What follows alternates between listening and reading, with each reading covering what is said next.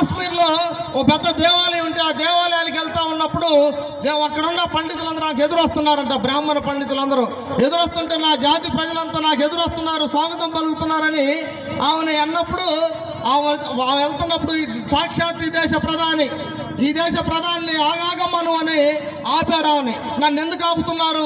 నేను బ్రాహ్మణ కుటుంబంలో పుట్టిన వ్యక్తిని, నెహ్రూ గారి కూతుర్ని, ఈ దేశానికి ప్రధానమంత్రిని, నన్ను ఎందుకు ఆపుతున్నారని మీరు అన్నప్పుడు వాళ్ళు అన్నారంట, నువ్వు ఎవరు అయినా కావచ్చు కానీ మొండమోపుదాను అమ్మ, ఎదవరాలివి, నువ్వు ఎదవరాలివి, గుళ్ళే కట్టొస్తావు, అయినా స్త్రీలకి గుళ్ళో ప్రవేశం లేదన్నప్పుడు ఆమె ఏడ్చుకుంటూ వచ్చి ఢిల్లీలో, ఈ దేశ రాజధాని ఢిల్లీ నడిబొడ్డున ఒక ప్రెస్ మీట్ పెట్టి చెప్పిందంట, నేను బ్రాహ్మణ కులంలో పుట్టాను, ఈ దేశపు మొదటి మహిళని, ప్రధానమంత్రిని నేను ముఖ్యమైనగా పిలిచే ఈ దేశంలో ఉన్న పౌరులు నా సొంత కులస్తులన్నీ ఈ గుళ్ళోకి రానేలేదు. కానీ డాక్టర్ బాబాసాహెబ్ అంబేద్కర్ గారు రాసిన భారత రాజ్యాంగం ఈ దేశాన్ని నన్ను ప్రధానమంత్రిని చేసిందని